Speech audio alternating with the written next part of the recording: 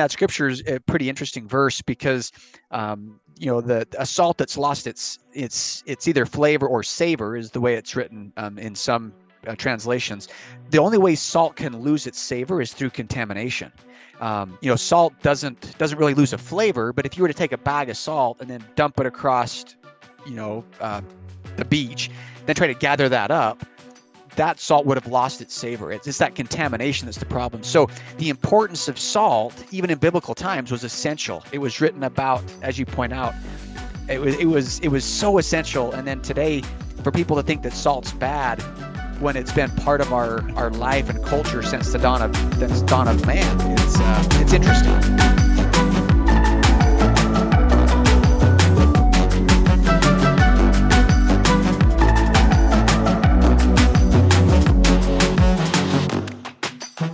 Hello, everybody. Welcome back to another episode of the SuperSetYourLife.com podcast. If this is your first time joining us, this is your weekly dose, and salty dose as of lately, of, in more ways than one, of entertainment, education, and inspiration to fuel your life inside and beyond the gym. We have Darryl Bosshardt on this interview.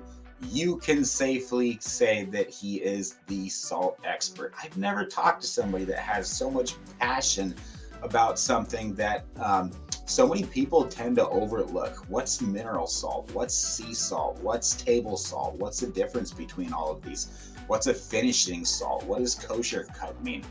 We talked about all this. So if this is all new to you, this is going to be like Salt 101, a very, very good place to start. You're just going to love his energy, his passion, and I think you're going to learn a lot about something that, a couple months ago, especially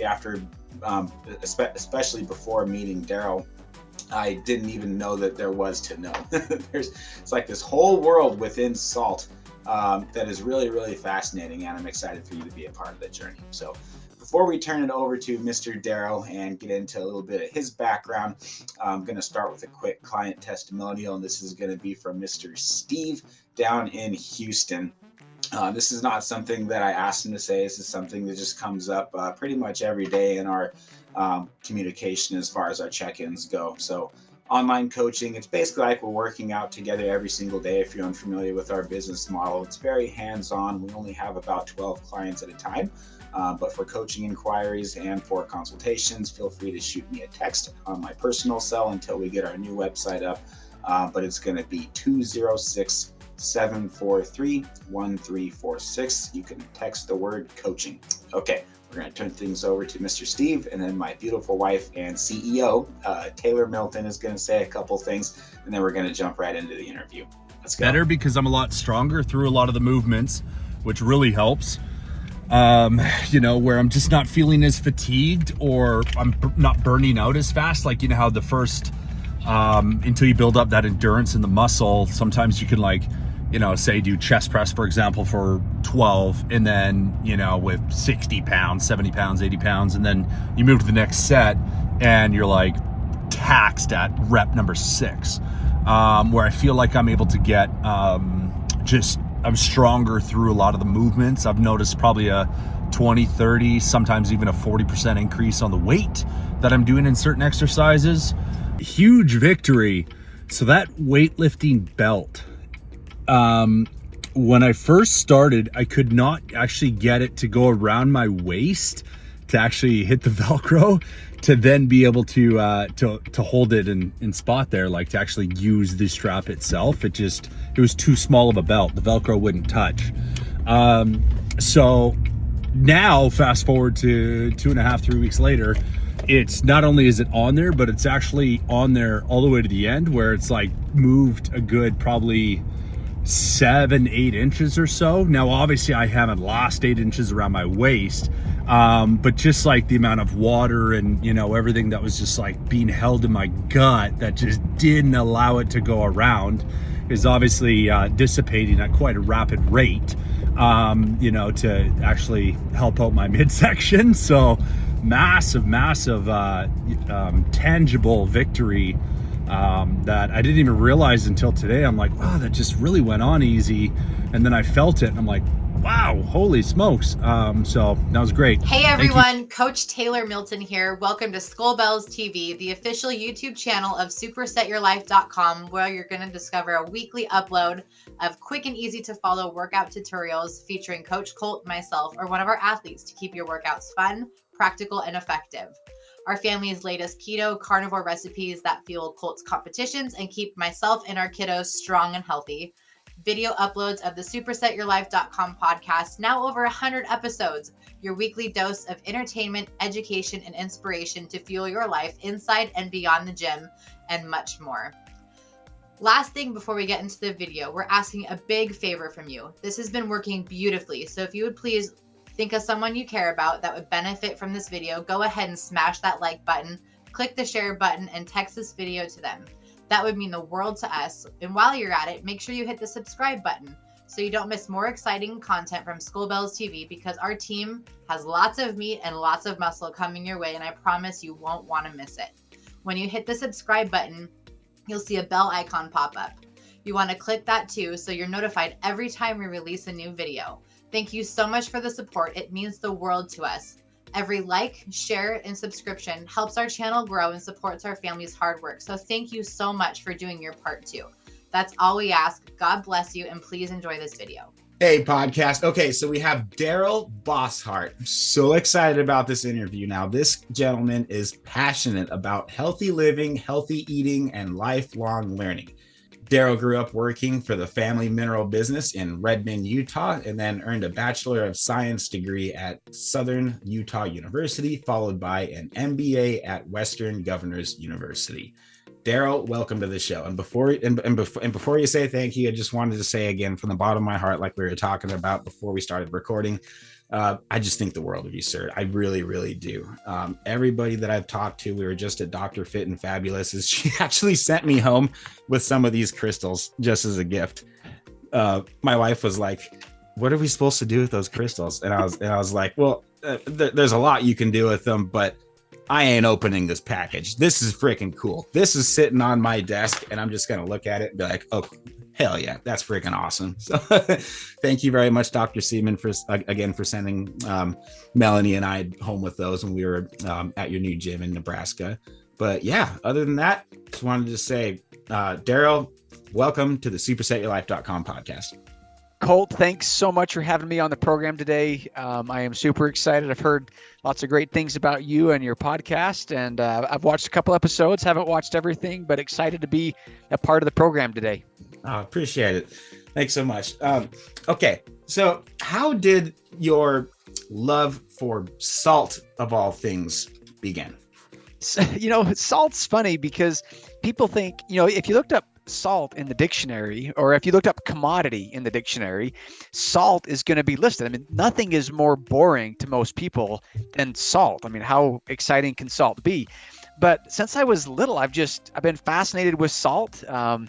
And, as you said in my bio, I grew up working for the family mineral business, and it just so happens that under my grandfather's farm is an ancient seabed, and we could talk more about that. But growing up, I had a salt lick on my nightstand, and I would lick salt. I'd keep salt in my pockets. I would, go work in the salt mill, and I'd lick my arms because they all tasted salty. And yeah, I've just been fascinated by salt, and fortunately grew up in a salt business, so that was easy to learn and to be around it. And I don't think it's as near as boring, and it's not the commodity that people thought it was or I think it is. Mm-hmm. I've heard that sea salt is better for me. Is that true? If you went and if we had a live audience today and we said, everybody who has heard sea salt's better, I would bet almost everybody would raise their hands, because people have heard that. And 30 or 40 years ago, that may have been the case if you went in and bought sea salt versus something else.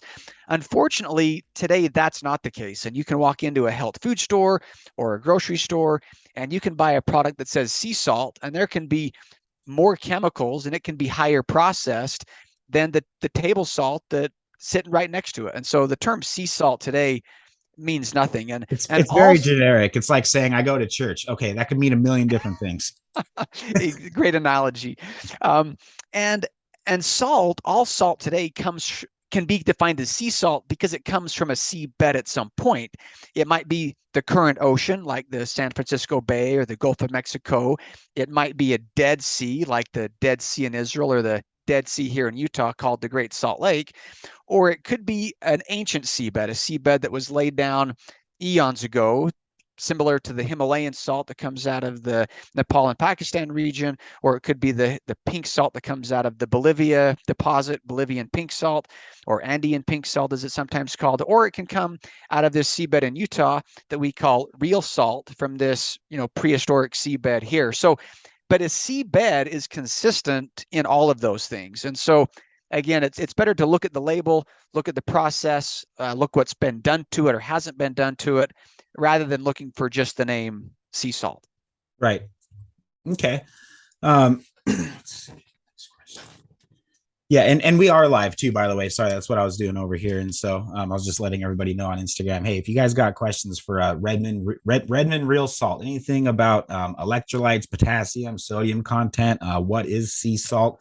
How's that different than table salt? Fire away, and I'll go ahead and ask them. Okay. While we do have Mr. Darryl live here. God, this is so exciting. Okay. So what are the term sea salt, it means that it came from the sea at some point, right? And so that could be either an ocean, like a prehistoric seabed, like what you guys have in Utah, or something like Celtic sea salt, for example, which is literally straight out of a fresh sea today.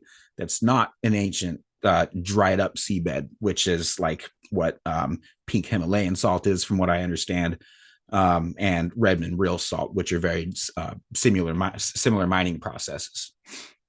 Yeah, when it comes to salt, there's really two basic differences, and then there's a subset of those differences. So, if we went back a few hundred years ago, before we had the refrigerator, or even longer than that, we went back to caveman days, any food that we ate outside of season would have been preserved with salt. And so we would have consumed a lot more salt than most people might today, because everything you ate was preserved with salt, because otherwise the food doesn't save. And so the term salary is because in the times of Roman soldiers were paid in salt. So the term salary is because they were paid in salt. There's a saying that says, "Is a man worth his salt?" That's an old saying that you may have heard before. That's because you were paid in salt. And if you were too lazy and you weren't worth the salt that you were paid, you weren't worth your salt. And so spice traders, every civilization started around access to the salt deposits, because outside of season, if you kill an animal and you've got a great steak, well, that steak's not going to last very long because it'll spoil. And so you preserve that with salt. If you were going to preserve vegetables, you would make kimchi or sauerkraut, and you would do that with salting those vegetables, and that salt preserves. And so salt is necessary for the preservation of food if you're going to eat that food outside of its season or outside of the period of time where you've harvested the animal, because it doesn't last. And so you either got to eat the whole bison right in one whack, or you've got to find a way to preserve that with salt and smoking and things like that. And so this idea that salt's bad is just in the last 100 years, or actually even less than that, because salt has always been necessary for survival. Our tears are salt, our urine is salt, our sweat is salt. Our bodies are saline solution in motion. And so animals will seek out salt deposits. Yeah. And humans have always started civilizations around access to that salt, and it's been a source of trade. It was used in religious ceremonies. It was absolutely necessary for survival. It's only been in the last, like I said, 100 years or so, where we've taken foods that are terrible for us. We've used copious amounts of processed salt on it to make it last longer than it should on foods that we shouldn't be eating in the first place. And then we think that salt's bad for us. But yet, if you walk into the hospital or the paramedics come over, the first thing they're going to do is they're going to give you an IV of saline solution, which is salt water. If salt water or salt was bad for us, you wouldn't get it intravenously. In fact, an IV of anything but salt water would be disastrous. Your cells would rupture. An IV of distilled water, terrible. IV of tap water, worse. An IV of coffee, although we think that sounds great in the morning, it would kill us. We actually have to have that balance of water and salt, which is the essence of life. There was a book written called Water and Salt, The Essence of Life by Dr. Barbara Handel. Mm-hmm. And we're I can't stress enough how important salt is, and yet somebody thinks, well, I heard salt's bad for me. But it's not the salt. It's either the processed salt or it's the foods that we're putting this processed salt on. And that was kind of a long answer to your question about salt, but salt in nature is a complex chloride. It occurs with potassium chloride, magnesium chloride, calcium chloride, and a bunch of other trace elements that our bodies need that are in the oceans. And the way humans have always harvested salt was twofold. If you went back, a few thousand years ago, your choice was to either find an ancient seabed like the Himalayan that we talked about, or the Redmond Salt here in Utah, or the Bolivian. That's an ancient seabed. Or you go to a Dead Sea. The challenge with the Dead Sea in Israel, it's mostly magnesium and potassium chloride. So it's not what our bodies are based on. Our bodies are based on sodium and chloride. Or you could go to the current ocean. And the way our ancestors would harvest salt from the current ocean was a beautiful process. And there's some salt companies today that still use that same historic process. And what they would do is seawater is about 3% salts. And I say salts plural because it's sodium chloride, potassium chloride, magnesium chloride, calcium chloride. There's trace zinc, selenium, iron, iodine, phosphorus, all kinds of things in that seawater, which is one of the reasons that kelp or seaweed is so rich in iodine, is because it's in the oceans. So salt companies historically would. Sorry to interrupt. May I ask a question based on what you said before I forget it? Yeah. Okay.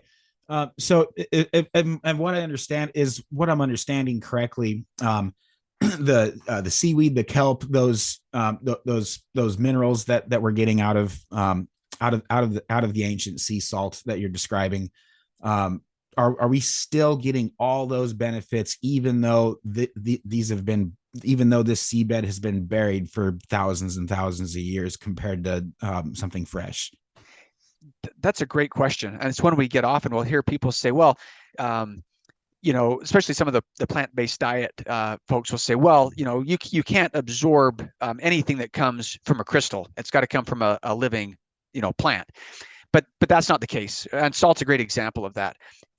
If salt was not absorbable in the crystal form, and you only could get salt from celery, which does have some salt in it, then by taking salt, it wouldn't absorb at all. But sodium chloride, from it's an ancient seabed or the current ocean, your body can absorb it either way, no problem.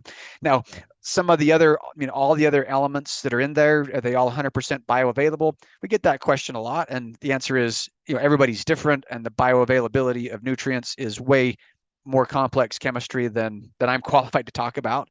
But we do know that the mineral, the sodium chloride, potassium chloride, magnesium chloride, and these other elements, they are absorbable by the body, just like salt is, even though it's in a crystal form. Your body can still absorb salt from a crystal bed just as well as you could salt that occurs in celery. Yeah. Okay, great. I got a question on mineral content again, but before I do, just wanted to touch someone on the Instagram live was loving what you're saying about being worth your salt, and you were really speaking my language when you're talking about the Romans and everything back in the biblical times around the New Testament. But just wanted to throw in there Matthew 5:13. You are that's what I was looking for when I grabbed my Bible off my shelf right now. But this is King James, New King James Version. You are the salt of the earth, but if the salt loses its flavor, how shall it be seasoned? It shall then be good for nothing, to be thrown and trampled underfoot by men. So even the way that Jesus was talking to his disciples here, now things are really starting to click as far as how valuable salt is and how far back it goes. It's not a modern thing where doctors are telling us to be careful about our sodium intake and stuff when maybe they're not as educated as they could be on the history of it and how we've evolved and we've grown as a species with salt. This isn't something just new that we're adding to our food. It's always been essential, and that scripture is a pretty interesting verse because a salt that's lost its either flavor or savor is the way it's written in some translations. The only way salt can lose its savor is through contamination. Salt doesn't really lose a flavor, but if you were to take a bag of salt and then dump it across, the beach, then try to gather that up, that salt would have lost its savor. It's that contamination that's the problem. So the importance of salt, even in biblical times, was essential. It was written about, as you point out, it was so essential. And then today, for people to think that salt's bad when it's been part of our life and culture since the dawn of man, it's interesting. Yeah, it almost makes me wonder. This is probably too much of a conjecture, but I can't resist. And so I'm not a pastor. I'm not a historian or anything, but I wonder if there's an implication, a symbolic, spiritual implication, and a connection between contamination and sin. He's talking about his disciples here, and he's instructing his disciples here. So I just find it funny that he's saying the salt lost its flavor, and you're saying, and you're talking about contamination, and he's teaching them not to sin, and to walk in his ways. So I just think that's a very, very interesting connection, and something I can't ignore. Good stuff. Oh, okay. Yeah, I was going to ask if okay, so I've got pulled up on my other monitor here your guys' website. I was looking for it earlier today, the last couple of days. Do you have a PDF or a resource or something that has a list of all of the trace elements that are and minerals that are in your guys' sea salt?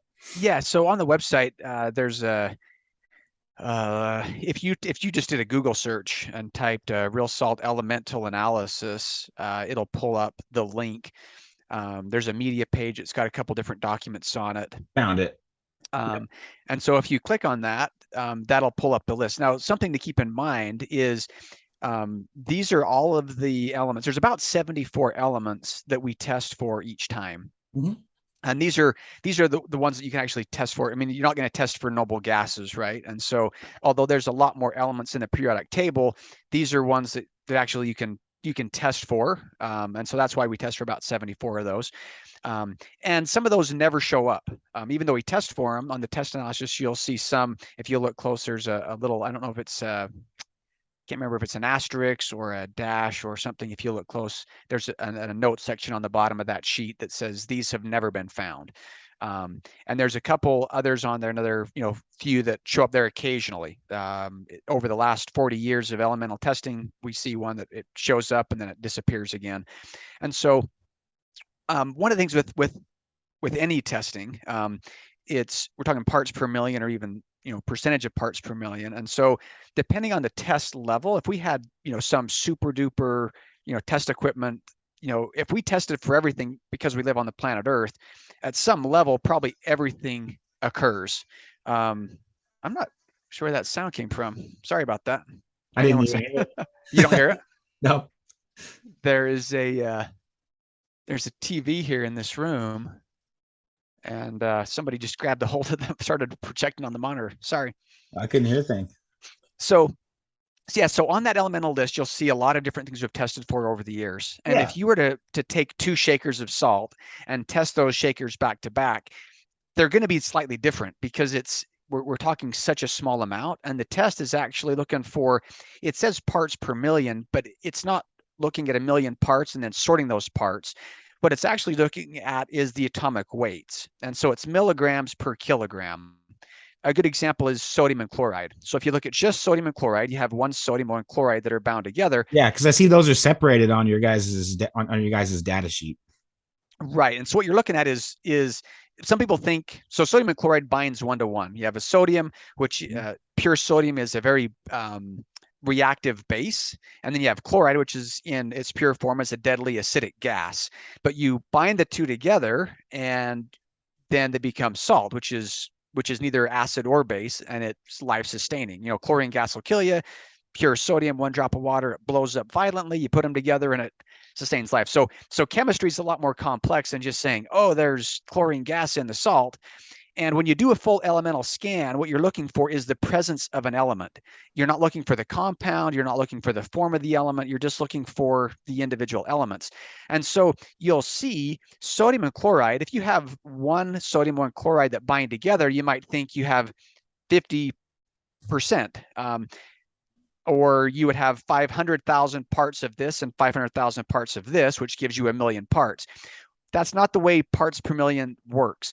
What we're looking at is milligrams per kilogram. And the sodium molecule is actually bigger than the chloride molecule is actually bigger than the sodium. That's what I figured. Sodium and chloride will always bind 60-40 roughly, because you'll have one sodium, which is little, one chlorine, which is big. They bind together. And so your elemental analysis of those, just one molecule that has sodium and chloride bound together, you would see roughly 600,000 parts per million chloride, and you'd have roughly 400,000 parts per million sodium. And so when you look at an elemental analysis, you'll see that about 37% to roughly 60% is sodium and chloride, because we're looking at the individual atomic weights. We're not looking at the actual parts. So that kind of confuses some people. Yeah. So then as you look at that list, you'll see the less than or equal to sign, or it's roughly this percentage, roughly 37% sodium, and roughly off the top of my head, I'm not looking at it, but what is it, 58% or something like that, chloride. And then everything else is in trace amounts, because in the US, food salt is defined as 97. Food salt has to be at least 97% sodium and chloride. And so you can only have 3% mineral in food salt and have it still be defined as food salt. So these other chlorides, as you drop down, you'll see the calcium on there, you'll see potassium on there. And those are shown individually, but they're likely occurring as potassium chloride, magnesium chloride, because the salt is a complex chloride. And then everything else drops down at really small amounts after that. Okay. So does that kind of make sense how to read that now? Yeah, because you guys and Celtic Sea Salt both typically mention that there is potassium in along with the salt, which is something that our body needs. And as bodybuilders, especially on this last contest prep, so I just got done with a 6-month long ketogenic carnivore bodybuilding prep. Okay, so no carbs for 6 months straight. And the biggest thing that Robert Sykes, who I'm sure you're very well familiar with, the Keto Savage, as a matter of fact, I have this book right here. This was my gospel, my manual. Basically, followed this thing literally to a T throughout the entire prep, and he's actually the one that turned me on to your guys's to your guys' products. And every time they cook something, they're always like, hey, we use Redmond Real Salt, it's the best. Hey, we use Redmond Real Salt, it's the best. I'm like, all right, I trust this guy. I'm getting Redmond Real Salt. But he's very, very meticulous about how he tracks his electrolytes, specifically potassium and the importance of potassium. So that's one of the biggest takeaways I got from the book. And one of the biggest challenges has been getting enough potassium in my diet. Side note, that's why we have been excited about Relight, because we've compared it to probably 10 different other we compared it to probably 10 different samples of other electrolyte products, and your guys has had the highest potassium content, and not only that, but your customer service is just out of this world. So and there's a very genuine passion behind every single person that I talk to with your guys' company. I don't care if it's you, I don't care if it's Rick, everybody. It's like you can hear the passion and the enthusiasm in their voice. Anyway, sorry, long roundabout way of coming back to potassium. The challenge as a bodybuilder, especially being on a ketogenic diet or any kind of a low carb diet, is to get our potassium ratio up to about 50% of where our sodium chloride is. So on the subject of potassium, on paper, it doesn't look like there's a lot in your guys' salt, but from what I understand, the chloride has more to do with it. And so there's more potassium in the salt than what it looks like on paper, because when we see potassium, we're just seeing that element. We're not seeing the actual full compound. Yes, and same thing with sodium. When you're looking at just the sodium, what you're looking at is it's actually sodium chloride Right. and potassium chloride. And it's interesting, and I don't know, I haven't done the research in a pure carnivore diet Mhm. like you and many of your fellow podcasters have, but the studies that I've seen is years ago, man ate a lot more potassium than many people do today. And maybe that's because there are good meats that are rich in potassium, but there's also some vegetables that probably people ate that had higher levels of potassium back then than that same vegetable would today because of the depleted soils and things like that. Mhm. And salt was never meant to be a source of potassium, but it can be a source of a little potassium to add on. So if you look at that elemental analysis, it's like 0.1%. Yeah. So it's not a high amount, and calcium's like 0.5% of calcium, which isn't a lot, but that's because salt is sodium and chloride based. And so we do need to go out of our way to add, other foods rich in potassium. And so, Totally. years ago, I used to make before we had Relight, I would just make my own sports drink because I didn't want to use the processed stuff. So I would take a quart of good clean water, add a quarter teaspoon of real salt to it, add a squeeze of lemon for a little bit of flavor. And it was, in my opinion, the best sports drink you could make.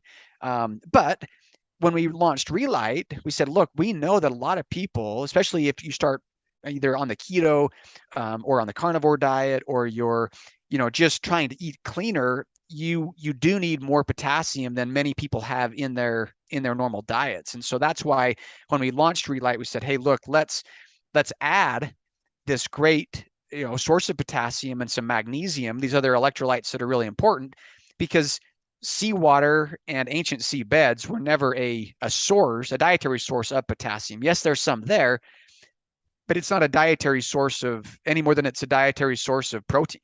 Yeah. Good addition to protein, but it's not a dietary. It's a dietary source of sodium with some other great electrolytes added to it that nature provided, but it's not a dietary source of calcium or potassium or magnesium. Mhm. So this is a bodybuilding contest. Excuse me, contest. This is a bodybuilding podcast. I'm on contest prep brain right now.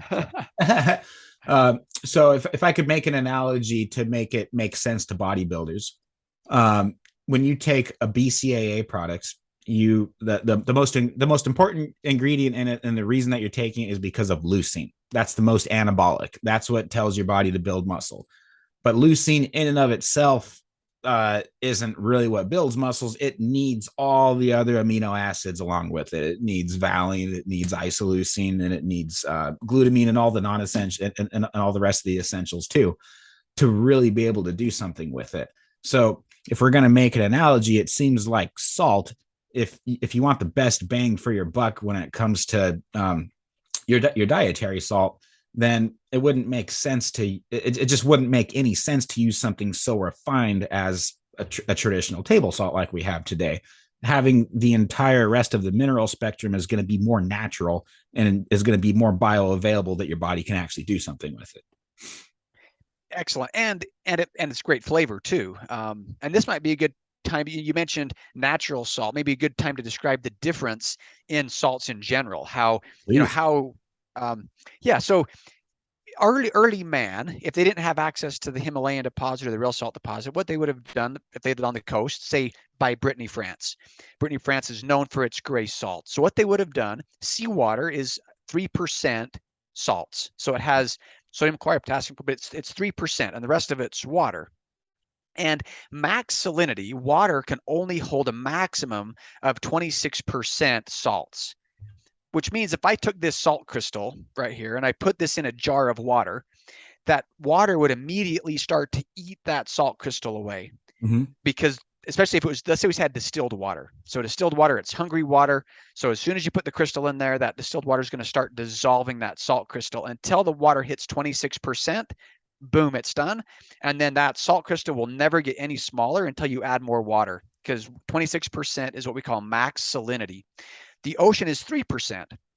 So what our early ancestors would have done is they would have gone to the ocean. They would have made a pond. Now clay will create a barrier that the water doesn't seep through. And so if you go to France, there's gray clay in France. And so you can line a pond, make a cutout, pond, line it with the gray clay so the water can't seep back into the sand, channel that seawater into that pond that's at 3%. And now that hot Mediterranean sun will start to evaporate that water off the pond. And as that water evaporates off the pond, pretty soon that water is going to hit 26% sodium chloride. When that happens and it hits 27, 28, 29, the salt crystals will fall out of suspension onto the bottom of that pond. And now you have these salt crystals that are whole and complete because it came in one solution. The water settles off, and then like on the picture on your package there, you've got a guy with the rake in the middle of the pond, and he's raking those salt crystals just like that off the bottom of the pond.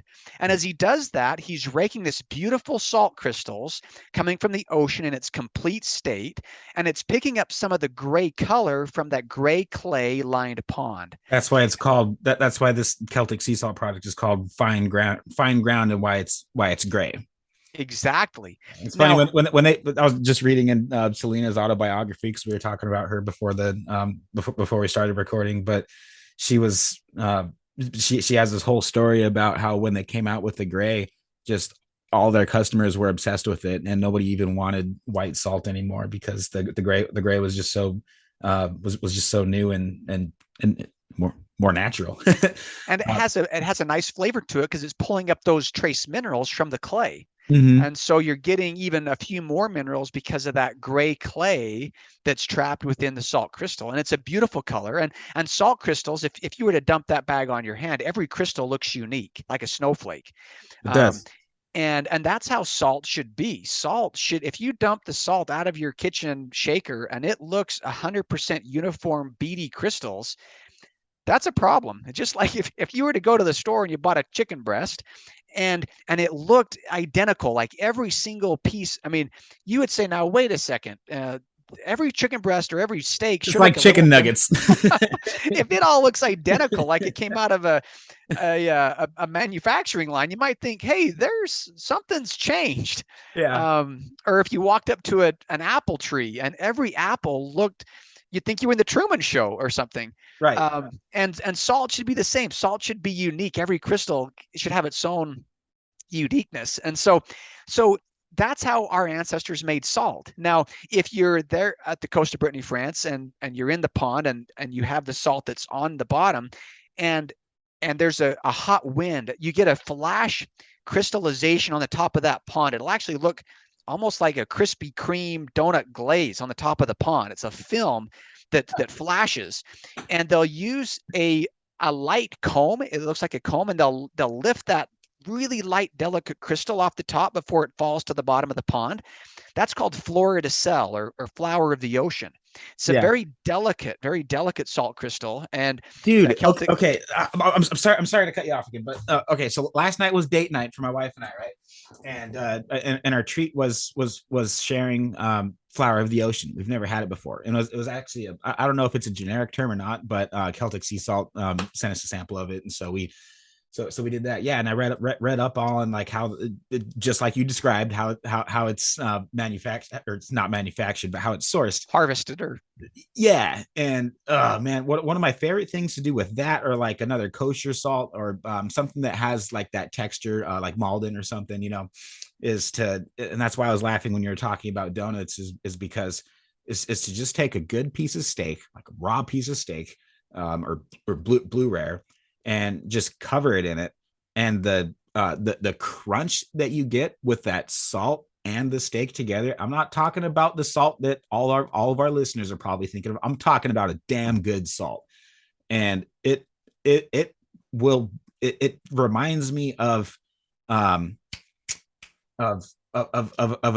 donut that has that's just covered in sugar. I mean, that's literally how good it tastes, and the best way that I can describe the texture. I mean, it's really a truly amazing experience tasting a salt that is that high quality. And it makes a big difference, especially topical. Now, if you looked at the price of a fleur de sel, and there's many brands that carry it, but the price is a lot more expensive than it would be for your light gray that you just had in your hand. Yeah. And it's because it's this unique case when this hot wind will blow across, like taking a hair dryer and blowing it across the top of that water, and it gets this flash crystallization before it settles off. And it's, I wouldn't use it in a beef stock or something like that, because it dissolves and the magic's gone. Yeah. But topically, it's an excellent. It'd be like putting premium gas in a freaking 2000 Stratus. Exactly. Yeah. So there's a great place for it. And so, but the point is, that's how our early ancestors would have made salt. And it's whole and it's complete. Or they would have gone to an ancient seabed, like the Himalayan pink or the real salt here in Utah. Actually, it's kind of a fun side story. The salt crystals in Utah, as they were excavating, there's a state park out here in the west called Mesa Verde State Park, and it's these beautiful cliff dwelling homes from Aztec Indians. And these beautiful cliff dwellings, when they were doing the excavation, the archaeologists found salt crystals from the deposit on my grandfather's farm in these ancient ruins. And so the salt was tracked and traded all over. But again, the salt is an ancient seabed that, similar to the Celtic salt we just talked about, but this process took place eons ago. And so the same evaporation would have occurred just before, humans were there to watch it take place. But you still had the clay-lined ponds and the color and the minerals that are trapped in it. And so that's how all of our ancestors, that's how the salt that you mentioned about in the Bible, that's how this salt would have been produced. And people used it for everything. And now, today, salt companies, around the turn of the century, salt companies realized that they could take this seawater, like the Celtic gray, and instead of using a single pond like Selena does, which is, before the show I said, I think Celtic is a great product. I tell people all the time, I know Selena, I say, hey, obviously I'm passionate about Redmond, but if I didn't have Redmond, Selena is where I would go. I think she's got a great product. She has a great company. And at the end of the show, I'll talk a little bit about the 3 questions I think you should ask when you buy a product. And it can be a mountain bike, it could be a set of weights for your gym, or it can be salt. And I think there's 3 good questions. Sounds great. And she says all the same stuff about you too. She speaks very, very, very highly about you and about Redmond. And it's, she's gone through, some major tribulations, and I'm sure that you have too, with other salt companies that I'm not going to name the names of that really tried to take what she was doing and run with it. And she's been through some hard times building that business from the ground up. But it's nice, it's refreshing, I guess, to see somebody that's done so well like her, and someone that's done so well like you and your family. I mean, it's a family business for you too. And to see everybody get along, because you don't see that in other industries. You really don't. The fruit industry, I got a whole bunch of family in the fruit industry, and it's cutthroat, man. I mean, bodybuilding can be cutthroat too. It's like, who's being coached by who, and anyway, sorry. I think it's just the beauty of natural and beauty of salt. And so rather than, a lot of salt companies today, rather than doing it like Celtic does with this one pond, you can take, now with science and chemistry, you can use a membrane or a liner to line that pond with, and you can bring the seawater in, and then you can leach off just the potassium chloride.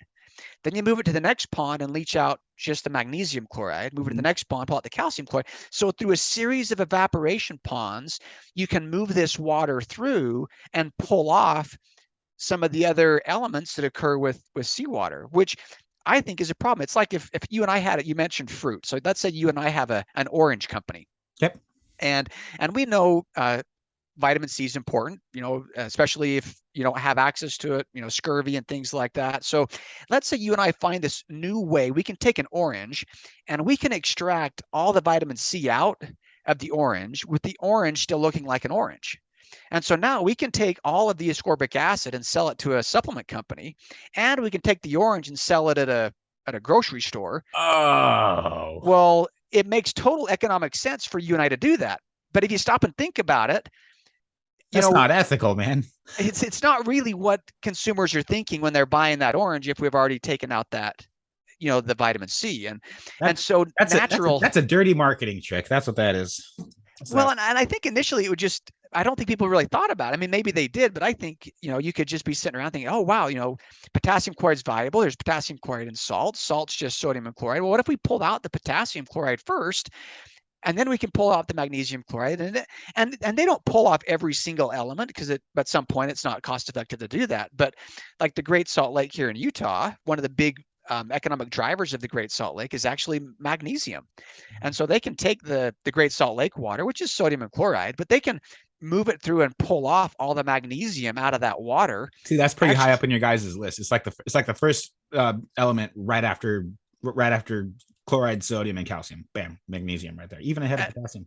Yeah, and you can leach those off. And so that's the first problem with salt companies. And that's why if you go to a natural company, and if you went to Hawaii, they have a similar process to the Celtic gray that comes off Brittany, France, but they use a gray clay. Sorry, they use a red clay to line that pond. And so then you get this Hawaiian red salt. It has a kind of a dusty, it's got a dusty flavor, Hawaiian red. If you have charcoal or a black clay, black, that you add to that, then you can get this black salt that has kind of a charcoaly flavor. But the point is, the salt crystals they're holistic. So that's the first challenge. The second challenge, salt's job in the body, as you know, is to help regulate the intercellular and extracellular fluids. And we have this thing called the sodium-potassium pump that, brings in, you can Google it. It's kind of a cool little video and watch how that works. But salt's job in the body is to regulate fluids. And that's its job. And because of that, salt is hygroscopic. So if you take this salt crystal and you had it in a humid area, and even just touching it, my hands feel sweaty, because salt sucks water out of the air. And so if you have a salt crystal and it's in a humid area, or if you touch it, the salt is sucking the water off my hands. And in fact, if you put it on a dish in Florida, you'll actually get a little pool of water under the salt crystal, because it's literally a dehumidifier. Yeah, that's fascinating. The challenge, I think so too. The challenge with that, though, is if you have that in your shaker, over time, that shaker is going to start getting damp, because it's sucking water out of the air. So people will add salt or add rice to their shaker to help kind of break up those salt crystals. Or like with Celtic, if you put it in a shaker, sometimes you have to kind of tap the shaker and break up those salt crystals before you apply it. Isn't a problem. It doesn't take too much to go like that. But around the turn of the century, some salt companies sat around and said, what chemicals could we add to the salt crystal that we could coat that crystal with that would stop that crystal from interacting with moisture, because we don't want it to clump in the shaker. And when it rains outside, the salt won't pour out of the shaker. So they came up with this marketing campaign called "When It Rains." Umbrella and everything. That now it all makes sense. And the tagline is, and this may be too old of a marketing for many of your listeners, but the tagline was, "When it rains, it pours." And I had this cute little girl with an umbrella, and it was raining outside, and she's walking down the street, and the salt's trickling out of the shaker to show that this salt will now stop. It will not interact with moisture. And the chemicals that they coat that crystal with are things like sodium ferrous cyanide, which doesn't take much of a chemistry degree to know that sodium, ferrous is iron, and cyanide's poison. And you can coat that crystal with sodium ferrous cyanide, and it stops that salt crystal's ability to interact with moisture. They can also coat the crystal with something called calcium silicoaluminate, kind of an antiperspirant type chemical, or propylene glycol 400. They can coat that crystal with. So there's a whole list of chemicals that they can treat the salt with to stop its ability to interact with moisture, so it doesn't clump in the shaker. Well, that sounded like a good idea to a few people, but the problem with that, as you and your audience probably knows, is if you take something that's supposed to help our bodies regulate moisture and help our cells get that pump, and salt is essential for, especially after a good workout. Our bodies are full of toxins, right? We've got dead cells, we've ruptured things, and the body has got to excrete. And salt is the body's salt and water is the body's main two cleansers.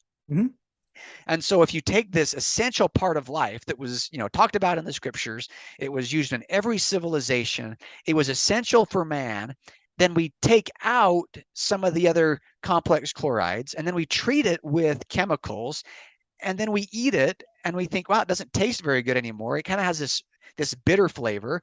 And boy, I'm starting to have some problems with water retention and blood pressure or whatever it is. It's not natural salt that does that. It's the processed salt on processed crappy foods that you probably shouldn't be eating anyway. And then you wonder why you feel crappy. Well, it's because you're eating crap. Yeah, it's like I have we train.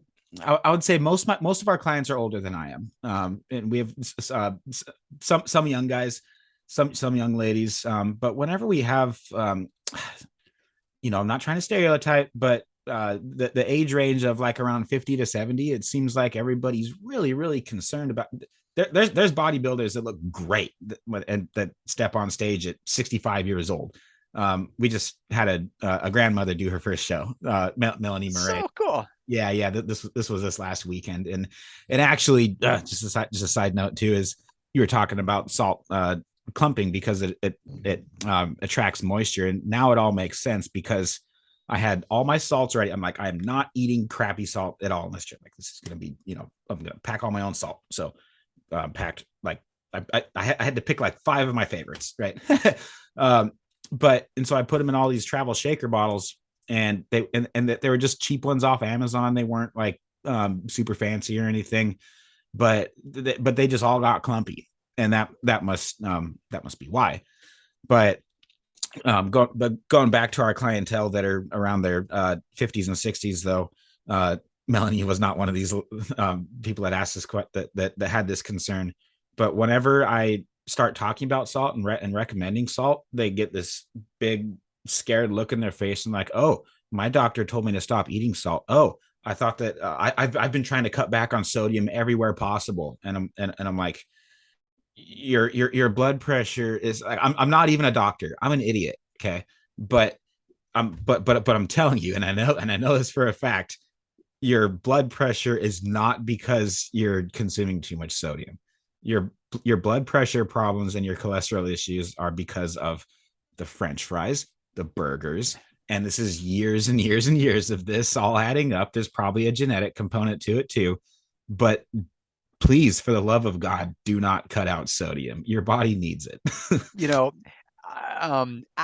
Unless somebody's on kidney failure or dialysis, if you are, ignore everything I've said and will say, because a healthy kidney can actually process about 4 ounces of sodium a day. That's 4 ounces. That's a lot. A healthy kidney can. If somebody's on dialysis or kidney failure, then that's totally different story, because our kidney's job is to process sodium. And if they're healthy, like you go to the hospital, you can get an IV and get several bags of IV through you, which has more sodium than the daily recommended allowance, and you're just fine. But it's in the right form. So you said you mentioned age there, and there's a study, you probably won't be able to see it, but it says the evidence and relationship between sodium chloride intake and the human essential hypertension. The date on this study was 1954. And this study was commissioned, and they took copious amounts, extremely high amounts of processed salt, and injected these mice with it. And they found, sure enough, if they injected incredibly high amounts of salt into these mice, there were some problems. Not taking into account moisture, not taking about water consumption, but just injecting high amounts of salt was a problem. And it was a silly study. Like, you could inject high amounts of anything, and it's going to be a problem. Inject high amounts of oxygen into the cells and see what happens. That's going to be disastrous. And so this one study has rippled through society, and now it's been completely debunked. But that still, especially from that older generation, who also heard the same thing about fat. There was a period of time where fat was the devil. Any and all fat was a problem. But yet we know that we absolutely have to have fat for our brains. We have to have cholesterol for our brains. We have to have, so it's just like all fat was thrown under the bus. And now they're saying, wait a second, we were way off track on the whole fat thing. And now they're saying the same thing about salt. The olive salt was thrown under the bus.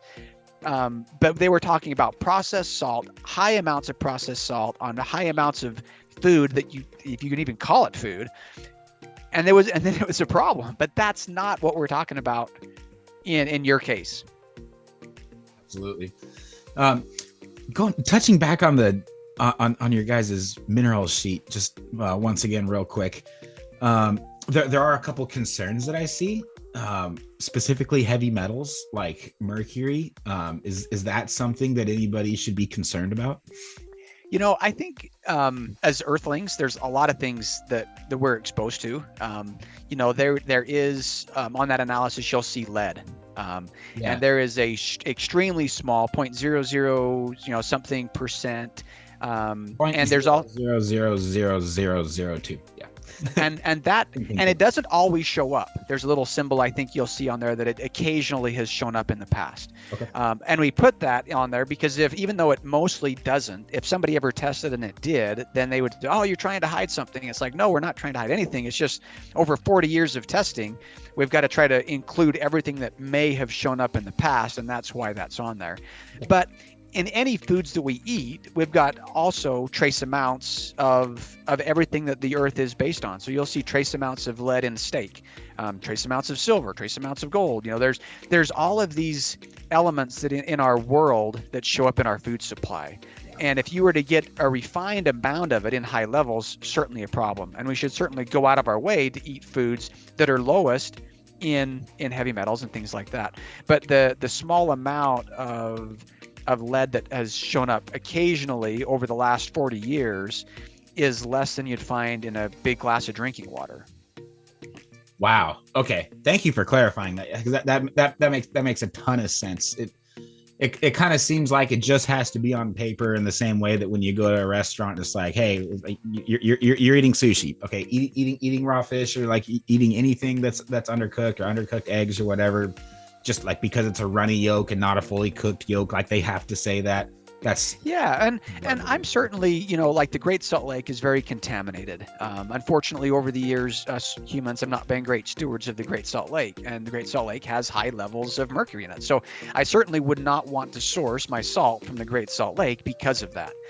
And seaweed, sea fish is the same. So sometimes there's lakes that maybe in Colorado that have trout in it, and that maybe that lake got contaminated, and that trout out of that lake has higher levels of mercury. And I would certainly prefer, salmon from, fresh Alaska salmon that might have a little bit of trace minerals in it because it's natural, it's salmon, and I would source that over maybe something that's been raised in a farm that has even higher levels of cadmium or something. Mm-hmm. But my point is, I think in every food supply, there's trace amounts of naturally occurring items that you would want to eat a thermometer for sure, that's clear full of mercury, but a trace amount in a fresh caught Alaska salmon is very different from a processed food item or something that's been contaminated, Anyway. Hey everybody, thanks for joining us on part 1 of this episode. We're going to stop it right here because that's about as much as my video editor can handle. And then we're going to pick up with the second part of the conversation as soon as we get that one published for you. So on the second conversation, we had a lot of fun. Not that we didn't have fun in the first one, but we started talking about wine-infused salt crystals. Thinking outside the box, things that you can do with it, ways that you can have fun with it, how to taste the differences between certain salts from more of like a culinary perspective, advice on how to do that. And we actually did a little bit of that too. So it was fun having people joining in the live and throwing their suggestions and their questions and everything. Oh, and I wanted to thank everybody too from the bottom of my heart that did show up on the live and was there showing support for the channel and asking questions and everything and engaging, because this is new content. So we're trying to see what you guys like, trying to see what's working, and just trying to share what we learn as we learn it. So love you guys so much. God bless. Thanks again for joining us in this episode. It'd mean the world if you shared it with somebody too, helping the channel grow organically. Really, really helps. So again, thanks so much, and we'll catch you on the next episode.